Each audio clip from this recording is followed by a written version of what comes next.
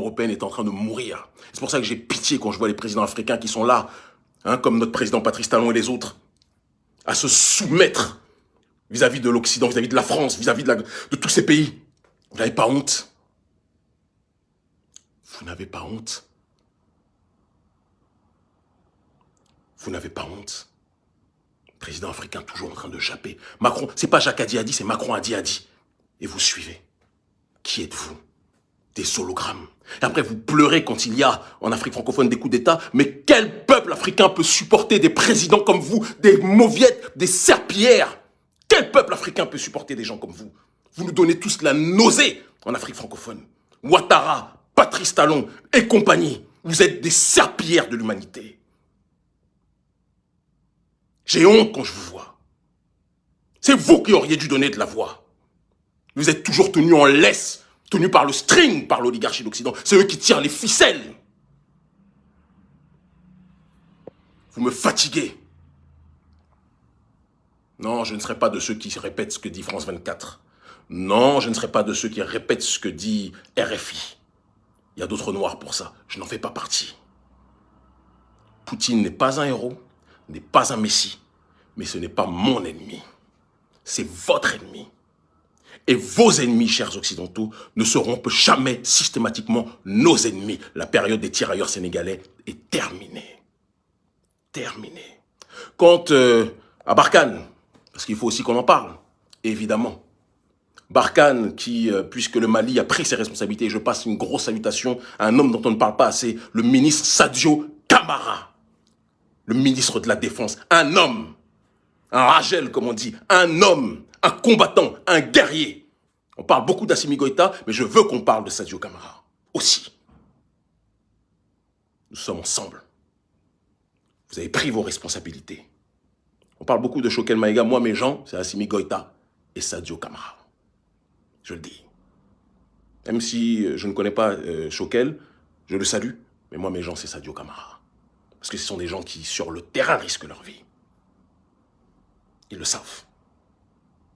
Vous comprenez ce que je veux dire? Donc ces derniers ont pris leurs responsabilités. Ils ont chassé Barkhane. Barkhane est en train de partir petit à petit.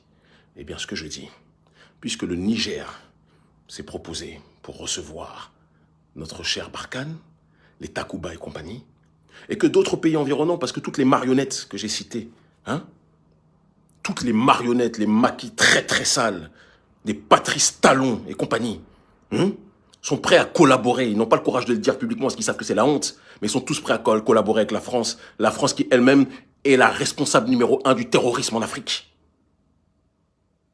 Mais comme nos présidents se prostituent politiquement devant l'oligarchie d'Occident, ce sont des dirigeants dirigés et non pas des dirigeants qui prennent leurs responsabilités, eh bien c'est la société civile qui doit prendre son destin en main. Et nous le prendrons. Certains m'ont dit qu'Emile ne parle pas, tu vas aller en prison. On m'a déjà mis en prison, je suis toujours là. Vous m'avez menacé de mort, je suis toujours là. Talon, vous avez essayé de briser ma famille, je suis toujours là. Vous n'y arriverez pas. Je ne suis pas de la race des gens que vous impressionnez. Je vous le dis. Nous serons du côté des justes. Et comme l'a dit le président Maduro, aujourd'hui les justes, c'est le Venezuela, c'est la Russie, c'est la Chine. Même si j'ai plein de reproches à leur faire par rapport à leur démarche sur un certain nombre de points dans les pays du tiers-monde. Attention!